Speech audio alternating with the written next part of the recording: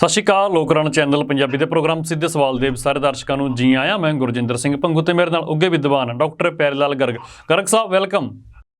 ਸ਼ੁਕਰੀਆ ਜੀ, ਬਹੁਤ ਬਹੁਤ ਜੀ।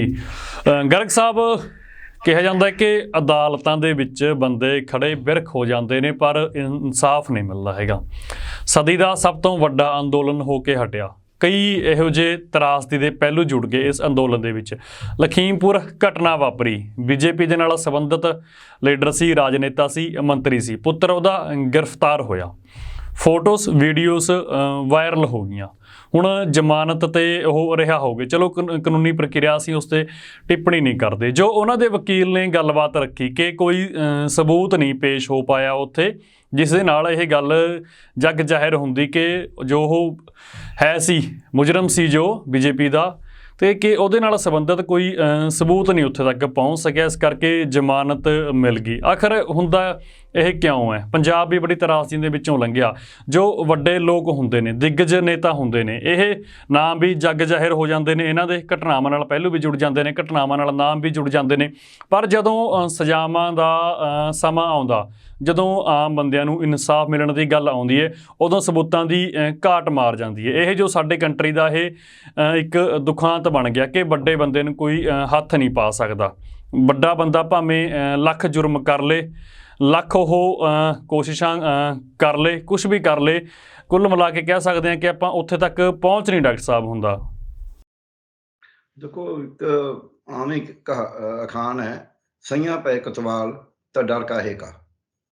ਇਹ ਜਦ ਬਾਪ ਰਾਜ ਗ੍ਰਹਿ ਮੰਤਰੀ ਹੈ ਕੇਂਦਰ ਦੇ ਵਿੱਚ, ਸਾਰੀ ਤਫਤੀਸ਼ੀ ਏਜੰਸੀ ਉਹਦੇ ਤਹਿਤ ਹੈ। ਇਸ ਗੱਲ ਦੇ ਬਾਵਜੂਦ ਕਿ ਮਾਨਯੋਗ ਸੁਪਰੀਮ ਕੋਰਟ ਦੇ ਹੁਕਮ ਨਾਲ Punjab and Haryana high court ਦੇ ਰਿਟਾਇਰਡ ਜੱਜ ਦੀ ਦੇਖ ਰੇਖ 'ਚ ਇਨਕੁਆਇਰੀ ਹੋਈ। ਉਸ ਇਨਕੁਆਇਰੀ 'ਚ ਬੜਾ ਸਪਸ਼ਟ ਸਾਹਮਣੇ ਆ ਗਿਆ ਸਭ ਕੁਛ, ਪਰ ਉਹਦੇ ਵਾਸਤੇ ਜਿਹੜੇ ਉਸ ਤੋਂ ਬਾਅਦ ਅੱਗੇ ਸਬੂਤ ਜਟਾਉਣੇ ਸੀ, ਹੋਰ ਸੀ, ਉਹ ਨਹੀਂ ਜਟਾਏ ਗਏ। ਉਹ ਅਜੇ ਮਿਸ਼ਰਾ ਟੈਨੀ ਕਰਕੇ ਨਹੀਂ ਜਟਾਏ ਗਏ। ਅਤੇ ਉਹਨੇ ਇਹ ਵੀ ਸਵਾਗਤ ਕਰਨਾ ਸੀ, ਜਿਹੜਾ ਵਕੀਲ ਦਾ ਕਹਿਣਾ ਹੈ ਉਹ ਵੀ। ਪਰ ਇੱਕ ਗੱਲ ਸਾਨੂੰ ਸਮਝ ਲੈਣੀ ਚਾਹੀਦੀ ਹੈ, ਜਿਹਦੇ ਵਿੱਚ ਮੈਨੂੰ ਲੱਗਦਾ ਹੈ ਵੀ ਅਜੇ ਵੀ ਕੁਝ ਤਾਂ ਪਹਿਲਾਂ ਟ੍ਰੇਡ ਯੂਨੀਅਨਾਂ ਨੇ ਆਦਤ ਪਾਤੀ ਵੀ ਕੋਰਟਾਂ 'ਚ ਜਾਓ। ਜਦ ਤੁਸੀਂ ਇਨਸਾਫ ਲੈਣਾ ਹੋਵੇ ਕਿਸੇ ਸਮੁਦਾਇਕ ਪੱਧਰ 'ਤੇ, ਕਮਿਊਨਿਟੀ ਦੇ ਲੈਵਲ 'ਤੇ, ਉਹ ਇਨਸਾਫ ਰੋਸ ਦੇ ਰਾਹੀਂ ਮਿਲਦਾ ਹੈ। ਅਤੇ ਜੇ ਰੋਸ ਤੁਹਾਡਾ ਤਕੜਾ ਹੋਊ ਤਾਂ ਫਿਰ ਜਿਹੜੀ ਸਰਕਾਰੀ ਮਸ਼ੀਨਰੀ ਹੈ, ਚਾਹੇ ਉਹ ਕਾਰਜਕਾਰਨੀ ਹੋਵੇ, ਚਾਹੇ ਉਹ ਨਿਆਇਕ ਹੋਵੇ, ਚਾਹੇ ਉਹ ਪੁਲਿਸ ਹੋਵੇ, ਚਾਹੇ ਉਹ ਕਿੱਤਾ ਮਾਹਰ ਹੋਣ, ਉਹ ਤਾਂ ਹੀ ਤੁਹਾਨੂੰ ਉਹ ਦਬਾਅ ਹੁੰਦਾ ਉਹਨਾਂ 'ਤੇ ਵੀ ਅਸੀਂ ਗਲਤ ਨਾ ਕਰੀਏ, ਅਸੀਂ ਕਿਤੇ ਟੁੱਟੀ ਫੁੱਟੀ ਗੱਲ ਦੇ ਉੱਤੇ ਕਿਸੇ ਨੂੰ ਰਿਲੀਫ ਨਾ ਦੇ ਦਈਏ। ਉਹ ਦਬਾਅ ਕਿਸਾਨੀ ਮੋਰਚੇ ਦਾ, ਸੰਯੁਕਤ ਕਿਸਾਨ ਮੋਰਚੇ ਦਾ ਸੀਗਾ। ਉਹ ਸੰਯੁਕਤ ਕਿਸਾਨ ਮੋਰਚੇ ਦਾ ਦਬਾਅ ਖਤਮ ਹੋਣ ਤੋਂ ਬਾਅਦ ਉਹ ਦਬਾਅ ਹੁਣ ਹੈ ਨਹੀਂ। ਕਹਿਣ ਨੂੰ ਜੋ ਮਰਜ਼ੀ ਕਹੀ ਜਾਣ, ਸੰਯੁਕਤ ਕਿਸਾਨ ਮੋਰਚੇ ਦਾ ਦਬਾਅ ਖਤਮ ਹੋਣ ਕਰਕੇ ਸਾਰਾ ਕੁਝ ਹੋਇਆ। ਇਹ ਸੰਯੁਕਤ ਕਿਸਾਨ ਮੋਰਚਾ ਜਿੰਨੀ ਜਲਦੀ ਸਮਝ ਲਏਗਾ ਉਹਨਾਂ ਵਾਸਤੇ ਬਿਹਤਰ ਹੋਏਗਾ, ਕਿਉਂਕਿ ਹੁਣ ਯੂਪੀ ਦੀਆਂ ਚੋਣਾਂ ਹੋ ਰਹੀਆਂ ਨੇ, ਇੱਕ ਗੇੜ ਨਿਕਲ ਗਿਆ। ਇੱਕ ਦਿਨ ਪਹਿਲਾਂ ਜ਼ਮਾਨਤ ਹੋਣ ਦਾ ਮਤਲਬ ਵੀ ਇਹ ਸੀ ਕਿ ਉਹ ਚੋਣਾਂ 'ਚ ਉਹਨਾਂ ਨੂੰ ਜ਼ਿਆਦਾ ਵੋਟ ਮਿਲੇ, ਕਿ ਲੋਕ ਕਹਿਣਗੇ ਲਓ ਦੇਖੋ ਜੀ ਉਹੀ ਝੂਠਾ ਕਹੀ ਸੀਗਾ, ਉਹ ਦੇਖ ਲਓ ਵੋਟ ਅਸੀਂ ਉਲਟਦੀ ਹੈ। ਇਹ ਇੱਕ ਧਮਾਕਾ ਹੈ, ਇੱਕ ਪਹਿਲੇ ਗੇੜ ਦੀ ਚੋਣ ਤੋਂ ਪਹਿਲਾਂ ਹੀ। ਅਗਲੇ ਧਮਾਕੇ ਹੋਰ ਦੇਖੋ ਕੀ ਕਹਿਣਗੇ।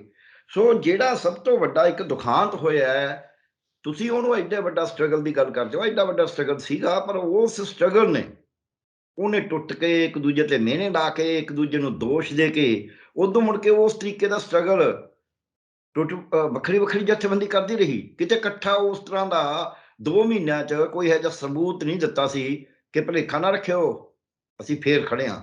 ਉਹ ਜਿਹੇ ਉਸ ਤਰ੍ਹਾਂ ਦੇ ਜਿਹੜੇ ਸਬੂਤ ਚਾਹੀਦੇ ਸੀ, ਕਿਉਂਕਿ ਅਜੇ ਬਾਕੀ ਮੰਗਾਂ ਵੀ ਪਈਆਂ ਸੀਗੀਆਂ, ਉਹ ਨਹੀਂ ਦਿੱਤੇ।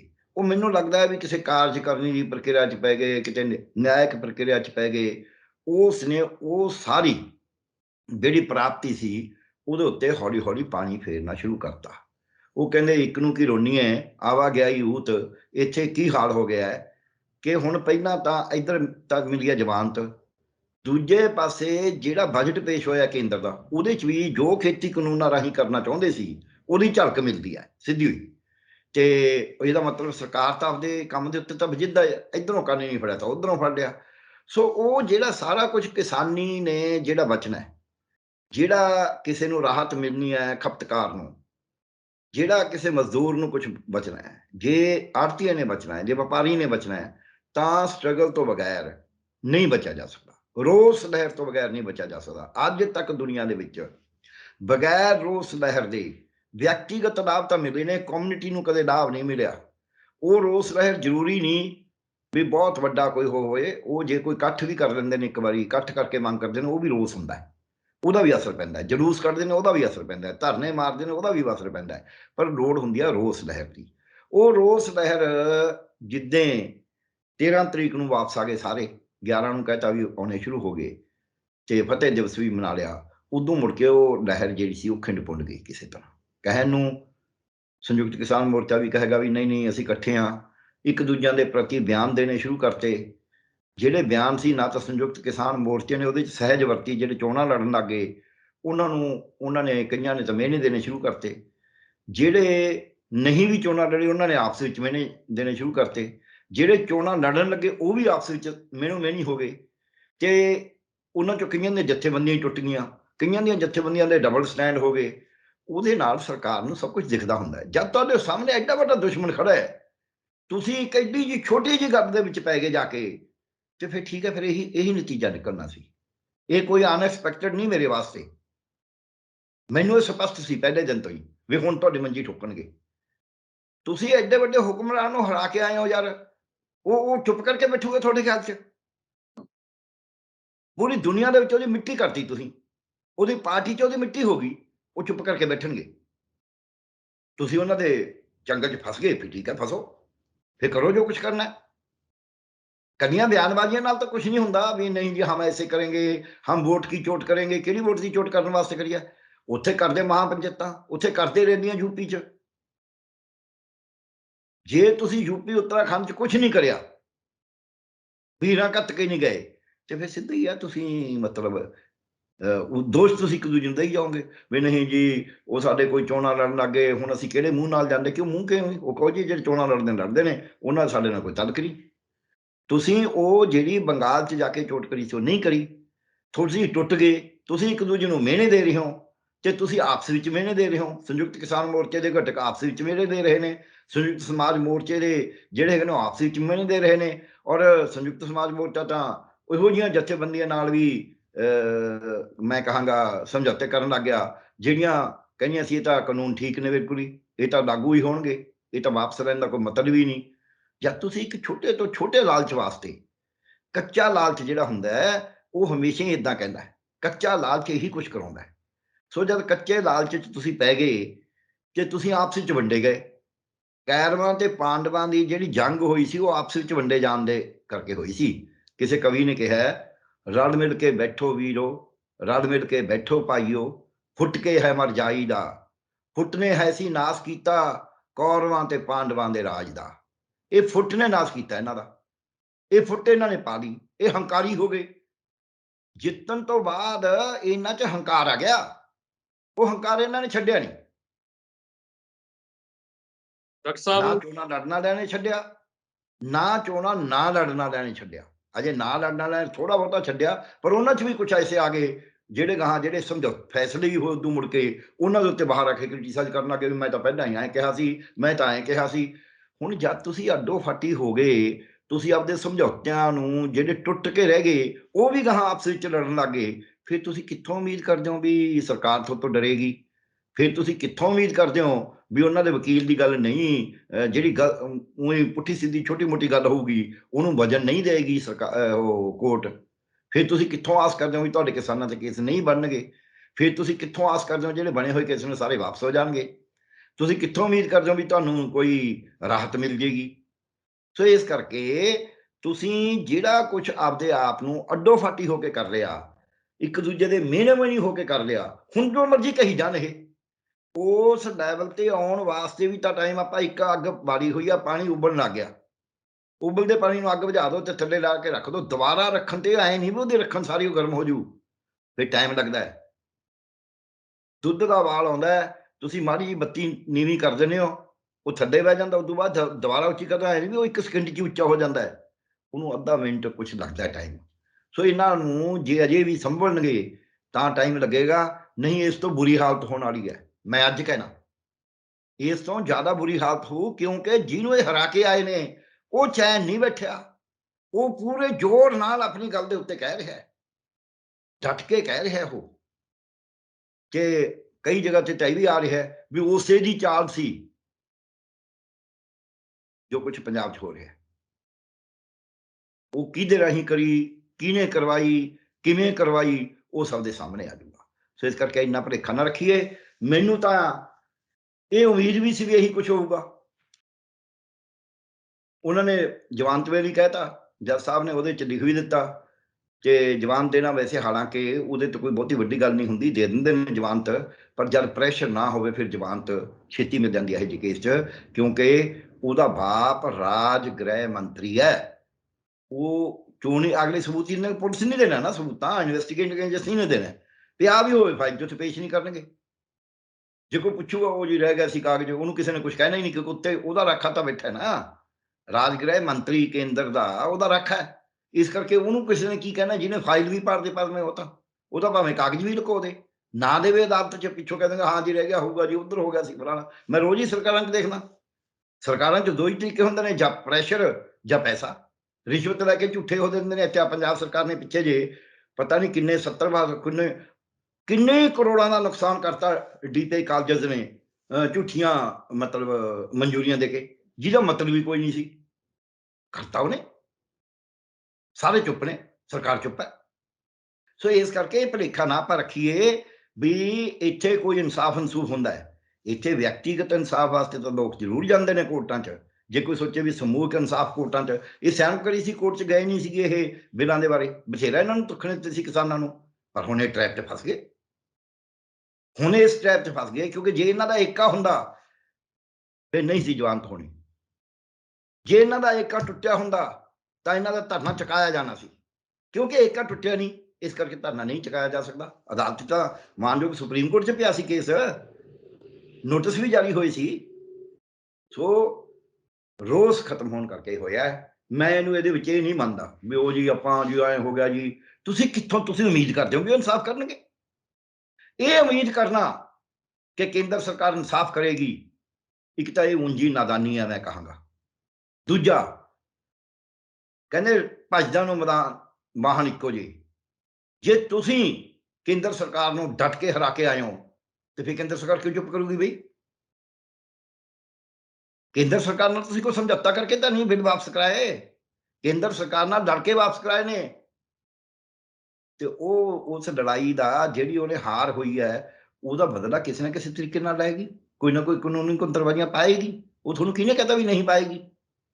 ਤੁਸੀਂ ਚੁੱਪ ਕਰਕੇ ਰਹਿ ਗਏ ਆ ਕੇ, ਤੁਸੀਂ ਹੋਰ ਹੀ ਕੰਮਾਂ 'ਚ ਲੱਗ ਗਏ, ਤੁਸੀਂ ਇੱਕ ਦੂਜੇ ਨੂੰ ਮਿਹਨੇ ਦੇਣ ਲੱਗ ਗਏ। ਬਸ ਠੀਕ ਹੈ, ਫਿਰ ਇਹ ਇਸ ਕਰਕੇ ਮੈਨੂੰ ਕੋਈ ਉਹ ਨਹੀਂ ਸੀ, ਨਾ ਮੇਰੇ ਵਾਸਤੇ ਅਨਐਕਸਪੈਕਟਡ ਹੈ, ਨਾ ਮੇਰੇ ਵਾਸਤੇ ਕੋਈ ਬੜੀ ਔਡੋਕਾਰ ਗੱਲ ਹੈ। ਜੋ ਤਾਕਤ ਹੈ ਉਹ ਹਮੇਸ਼ਾ ਆਪਦੇ ਹੱਕ 'ਚ ਵਰਤਦੀ ਹੈ। ਉਹਨੂੰ ਆਪਦੀ ਸਾਹੀ ਸੰਵੇਦੀਕਰਨ ਤੋਂ ਰੋਕਣ ਵਾਸਤੇ ਇੱਕੋ ਚੀਜ਼ ਹੁੰਦੀ ਹੈ ਕਿ ਰੋਸ ਲਹਿਰ ਉਹਦੇ ਪੈਰ ਨਾਲ ਖੜੀ ਹੋਵੇ ਲੋਕਾਂ ਦੀ। ਜੇ ਰੋਸ ਲਹਿਰ ਖੜੀ ਹੋਵੇ, ਕਈ ਵਾਰ ਤਾਂ ਉਹਦੇ ਉੱਤੇ ਵੀ ਗੋਲੀ ਗਾਲੀ ਚਲਾ ਕੇ ਕਈ ਵਾਰ ਸਰਕਾਰਾਂ ਟੁੱਟ ਜਾਂਦੀਆਂ ਨੇ, ਕਈ ਵਾਰ ਬਚ ਵੀ ਜਾਂਦੀਆਂ ਨੇ, ਪਰ ਰੋਸ ਲਹਿਰ ਤੋਂ ਬਿਨਾਂ ਅੱਜ ਤੱਕ ਦੁਨੀਆ ਦੇ ਵਿੱਚ ਜਿਹੜੇ ਵੱਡੇ ਬਦਲਾਅ ਨੇ, ਜਿਹੜੇ ਸਿਫਤੀ ਤਬਦੀਲੀਆਂ ਨੇ, ਉਹ ਕਦੇ ਆਈਆਂ ਨਹੀਂ। ਜੀ ਡਾਕਟਰ ਸਾਹਿਬ, ਕੀ ਅਸੀਂ ਇਲੈਕਸ਼ਨ ਤੋਂ ਬਾਅਦ ਕੋਈ ਮੋਰਚੇ ਦਾ ਦੂਜਾ ਐਪੀਸੋਡ ਦੇਖਾਂਗੇ? ਸਾਰੇ ਕਿਸਾਨਾਂ ਨੂੰ ਇਕੱਠੇ ਹੋਣਗੇ?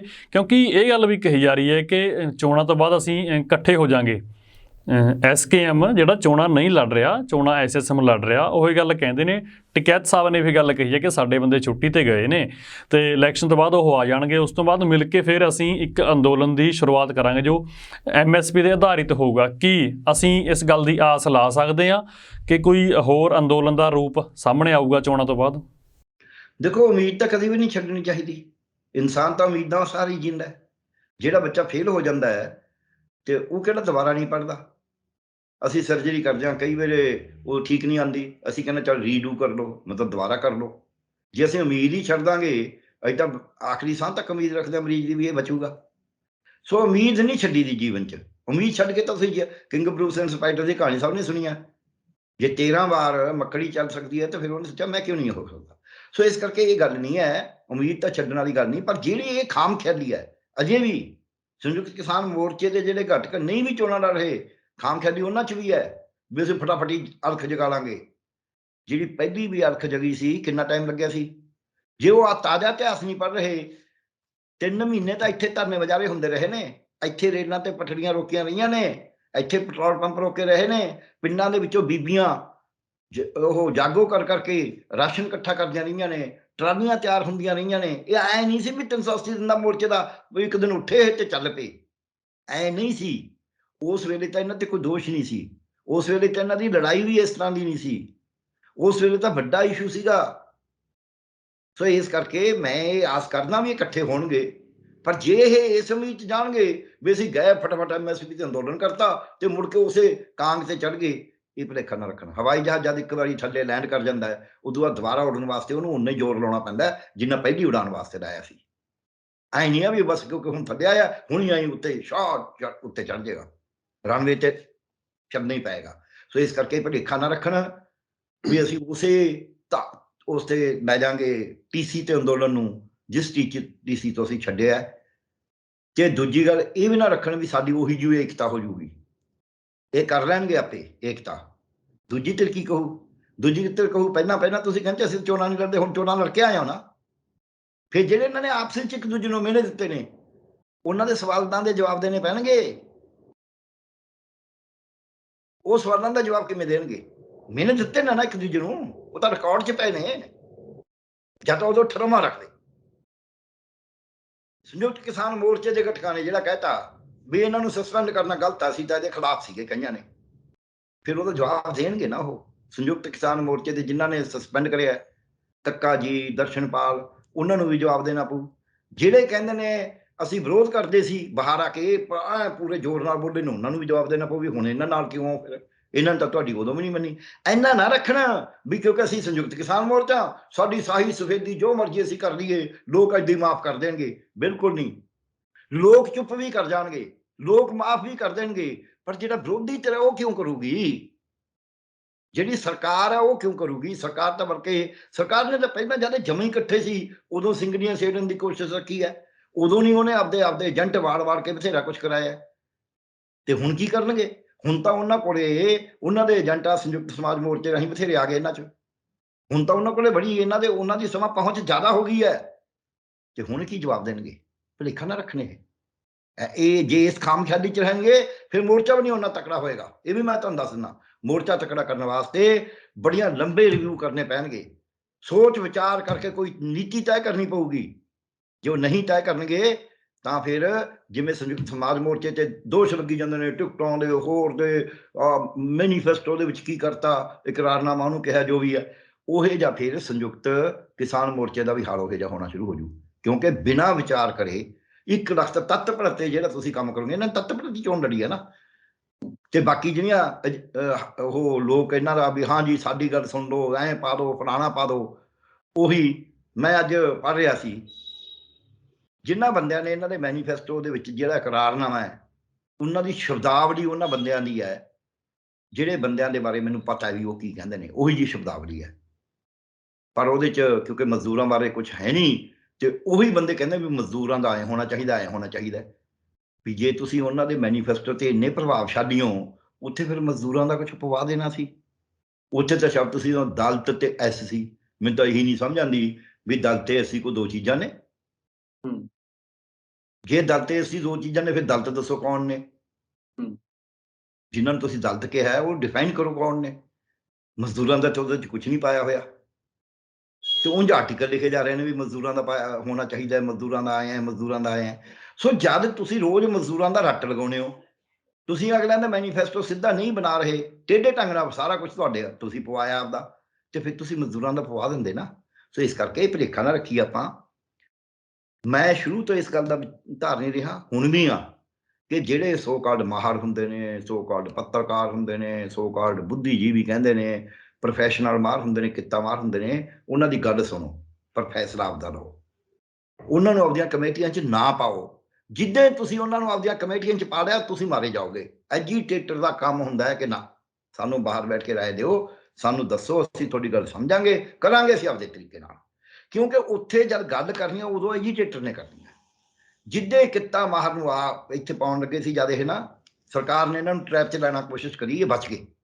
ਸੰਯੁਕਤ ਕਿਸਾਨ ਮੋਰਚੇ ਨੂੰ ਆਖਿਆ ਜਿਹੜੀ MSP ਦੀ ਅਸੀਂ ਕਮੇਟੀ ਬਣਾਉਣੀ ਹੈ ਉਹਦੇ 'ਚ ਤੁਸੀਂ ਕੋਈ ਮਾਹਰ ਦੇ ਦਿਓ ਆਪਦਾ, ਖੇਤੀ ਮਾਹਰ।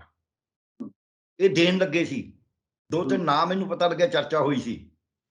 ਮੈਂ ਆਪਦੇ ਆਪ 'ਚ ਲਿਖਿਆ, ਬਹੁਤ ਕੁਛ ਕਰਿਆ ਵੀ ਇਹ ਕਿਹਾ ਪਬਲਿਕਲੀ, ਮੈਂ ਕੋਈ ਲੁੱਕ ਕੇ ਥੋੜ੍ਹਾ ਕਹਿਣਾ ਵੀ ਇਹ ਮਾਰ ਮੂਰ ਨਾ ਪਾ ਦਿਓ ਕਿਤੇ, ਮਾਰਾਂ ਦੀ ਸੁਣੋ, ਸਮਝੋ ਉਹਨਾਂ ਤੋਂ ਗੱਲ ਨੂੰ, ਪਰ ਗੱਲ ਆਪ ਰੱਖਿਓ। ਜਿੱਦਾਂ ਤੁਸੀਂ ਮਾਰਾਂ ਨੂੰ ਵਿੱਚ ਪਾ ਲਿਆ ਉਹਦੇ ਮਾਰ ਖਾਓਗੇ। ਮੈਂ ਇਹ ਜਿਹੜੇ ਖੇਤੀ ਬਿੱਲ ਨੇ, ਖੇਤੀ ਕਾਨੂੰਨ ਨੇ, ਇਹਨਾਂ ਤੇ ਜਿਹੜੇ ਕਾਨੂੰਨੀ ਮਾਹਰ ਨੇ, ਕਾਨੂੰਨੀ ਵਿਦ ਨੇ, ਉਹਨਾਂ ਦੇ ਬੜਿਆਂ ਦੇ ਭਾਸ਼ਣ ਸੁਣੇ ਨੇ, ਬੜਿਆਂ ਦੀਆਂ ਲਿਖੀਆਂ ਹੋਈਆਂ ਕਿਤਾਬਾਂ ਪੜ੍ਹੀਆਂ ਨੇ, ਤੇ ਮੈਨੂੰ ਪਤਾ ਵੀ ਕਿੰਨਾ ਕੁ ਜੋ ਉਹ ਸਾਰਿਆਂ ਨਾਲੋਂ ਵਧੀਆ।